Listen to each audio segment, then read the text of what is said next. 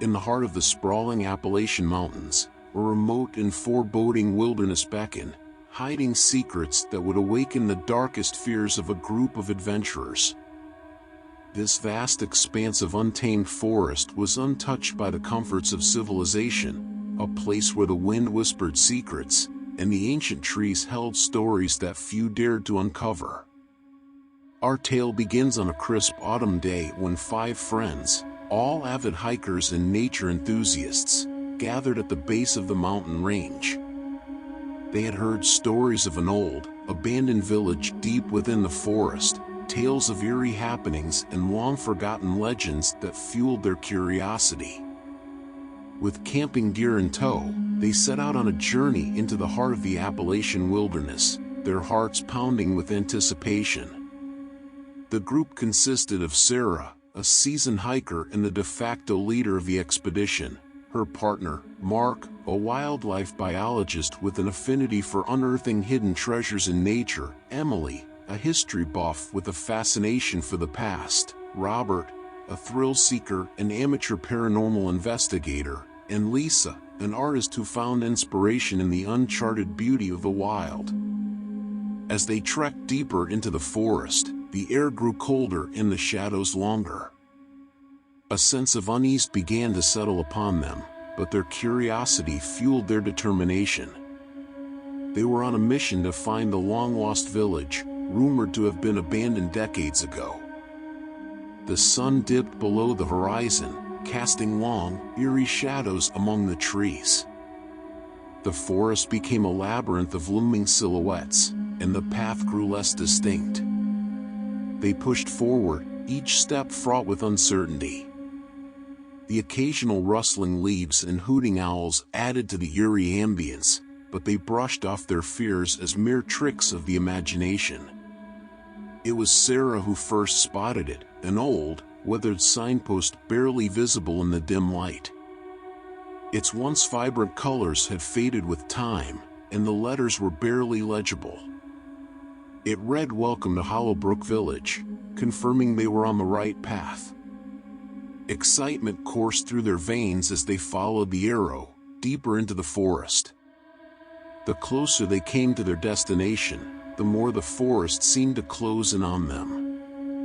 The trees, like ancient sentinels, whispered secrets that sent shivers down their spines. The sense of isolation grew, as if the forest itself sought to entrap them within its sprawling embrace.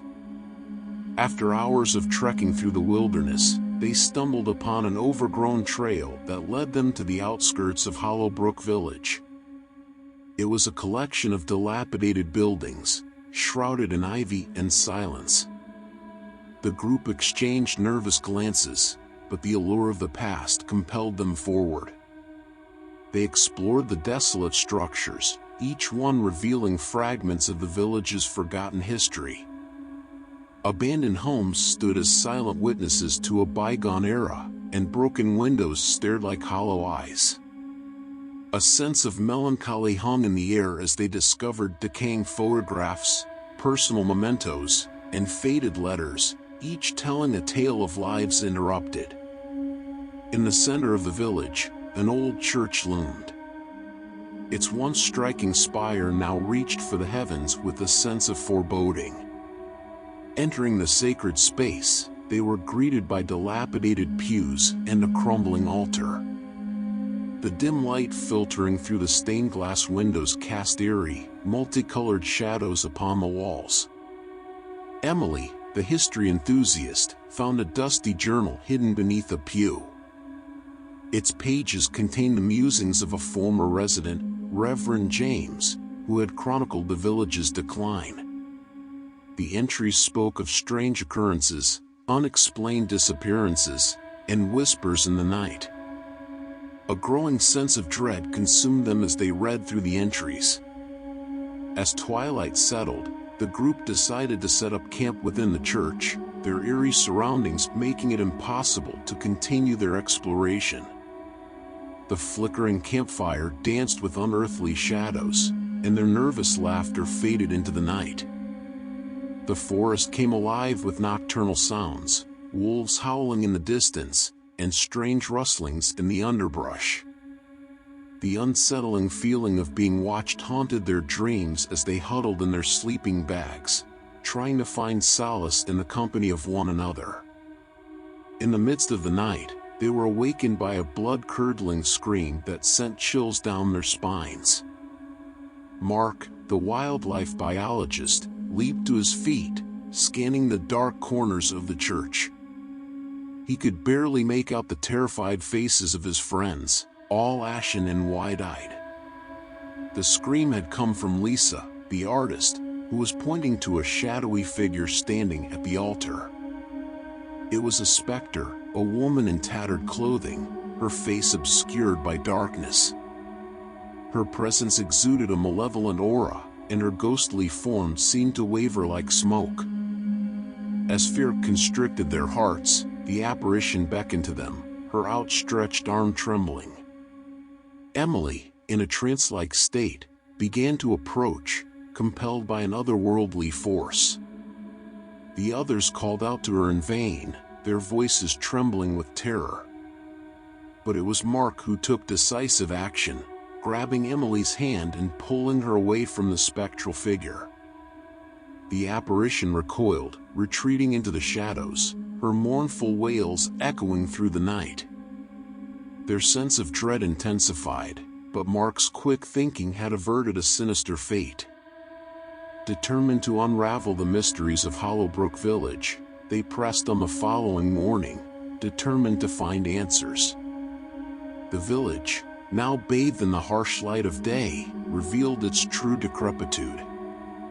Broken windows, sagging roofs, and a pervasive sense of abandonment surrounded them. They explored the village's small cemetery, a collection of modest tombstones overgrown with moss and ivy.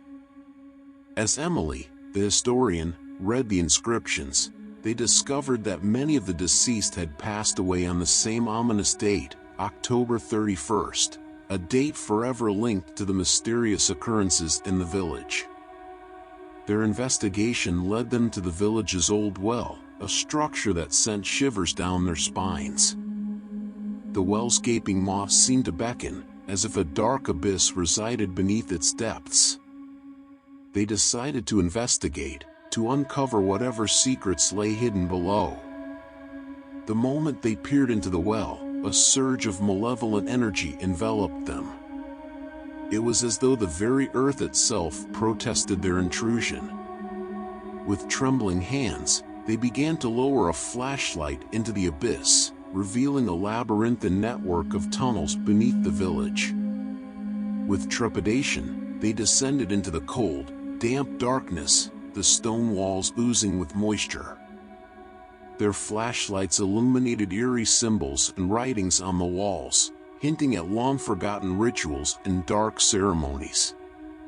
Deeper into the tunnels, they stumbled upon a chamber filled with ancient relics, a disturbing collection of totems, bones, and cryptic artifacts. It was here that they realized the village had been a place of malevolent worship, where dark forces had been invoked. As they delved further into the labyrinth, the oppressive atmosphere grew. The whispers of long-deceased villagers filled their ears, taunting and beckoning them into the depths of the abyss. They had awakened something ancient, something malevolent, and they were now trapped within its grasp. Fear and paranoia consumed the group as they became disoriented within the twisting tunnels.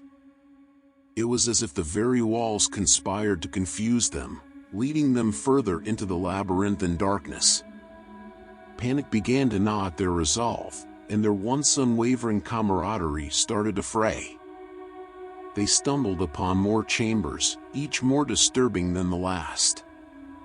The walls were etched with gruesome depictions of sacrifices and grotesque rituals. The air was heavy with a sense of impending doom, and strange whispers filled their minds, compelling them to unravel the secrets hidden within the tunnels. In one chamber, they encountered an eerie altar, a place where unspeakable acts of worship had once taken place.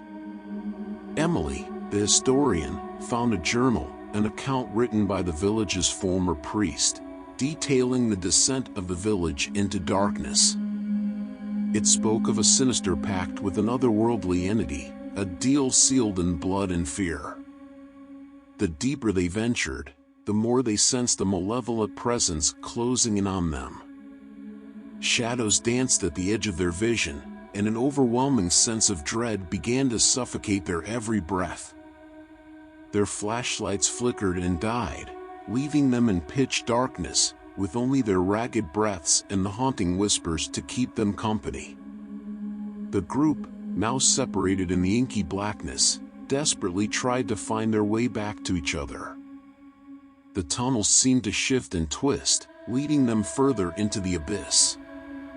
The air grew colder, and the walls dripped with a viscous, foul-smelling liquid that clung to their skin like a grotesque omen. Mark, the wildlife biologist, stumbled upon a desolate chamber where the remnants of a dark ritual still lingered. The walls bore cryptic symbols, and a sense of impending doom hung in the air. As he explored further, he discovered a hidden passage, an ancient gateway that had long been sealed shut. Driven by a strange compulsion, he pried open the gateway, revealing a cavernous chasm that seemed to stretch into eternity. It was then that he heard a voice, a whisper that slithered through his mind like a serpentine hiss. It was the voice of the entity that had been summoned by the village's inhabitants, a being that hungered for the souls of the living. Mark's mind was no longer his own as the entity's sinister influence took hold. He descended into the abyss, leaving behind only the echo of his laughter, a chilling sound that reverberated through the tunnels. Sarah, Emily, Robert, and Lisa, their flashlights still extinguished, began a frantic search for their missing friend. Panic gnawed at them, and the oppressive darkness became an inescapable prison. Each step deeper into the labyrinth seemed to lead them further from hope. They stumbled upon a chamber where the walls were adorned with grotesque masks, each one a representation of a tormented soul. As they gazed upon the lifeless visages, the room itself seemed to come alive, the masks contorting and weeping in agony. Lisa, the artist, had a strange vision, a vivid nightmare that unfolded before her eyes. She saw the village at the height of its dark rituals, the villagers in a frenzy of worship, and the entity's shadowy form looming over them, a grotesque, otherworldly presence that defied description. She snapped out of her trance-like state, her hands trembling as she recounted her vision to her terrified companions. The group realized that they were not alone in the tunnels. The entity was aware of their presence and was toying with their minds. Their determination to escape the labyrinth grew, but their path was fraught with uncertainty. They encountered tunnels that led them in circles, dead ends that left them disoriented, and echoes that distorted their sense of direction. They were trapped in a nightmarish maze from which there seemed to be no escape. As the hours stretched into days, their supplies dwindled, and their sanity began to fray. They heard Mark's haunting laughter echoing through the tunnels, a sound that sent chills down their spines. The entity, having claimed their friend, taunted them from the shadows. Desperation pushed them further into the depths of the labyrinth, where they discovered a chamber that held a portal, a gateway to a realm beyond their understanding. The walls bore an inscription, a warning that had long been forgotten by the villagers: "Beware the abyss, for it hungers for the souls of the living." Their only hope of escape lay within this ominous portal. With trepidation, they crossed the threshold, entering a dimension that defied all logic and reason. They found themselves in a surreal, nightmarish landscape, where reality and nightmare intertwined. The entity, now fully aware of their presence, manifested before them in a grotesque, ever-shifting form. It taunted them, weaving illusions and horrors that tore at the fabric of their sanity. They fought to resist its influence, their friendship and determination their only weapons against the encroaching darkness. As they pressed on through the surreal landscape, they encountered remnants of other lost souls, the spirits of those who had fallen victim to the entity's hunger. These tormented souls provided cryptic clues and warnings, their voices a haunting chorus of despair. With each passing moment, their connection to the entity grew stronger, their minds a battleground between their humanity and the entity's insidious influence. Their survival depended on their unwavering resolve and their determination to escape the clutches of the abyss. The group's journey through the nightmarish realm led them to a final confrontation with the entity. It manifested in a form that defied all comprehension, a writhing mass of darkness and despair. The battle that ensued was a battle for their souls, a struggle to retain their humanity in the face of unimaginable horror. With every ounce of their strength, they resisted the entity's influence, their friendship and determination proving to be their greatest weapons. The entity, unable to claim their souls, was forced to release its hold on Mark, who emerged from the darkness, a hollow shell of his former self. With Mark's return, the group's connection to the entity was severed, and they found themselves back in the tunnels beneath Hollowbrook Village. The oppressive darkness had lifted, and the air was filled with a sense of freedom. With the entity's power broken, the group made their way back to the surface, their harrowing journey through the labyrinth forever etched into their minds. They emerged from the forest, changed by their experiences, but determined to leave the horrors of Hollowbrook Village behind. The village remained a place of darkness and despair, a testament to the malevolent forces that could lurk within the wilderness. The group had faced unimaginable horror and survived, their friendship and determination serving as a beacon of light in the darkest of places. As they returned to the safety of civilization, they knew that the horrors of the Appalachian Mountains would forever haunt their nightmares.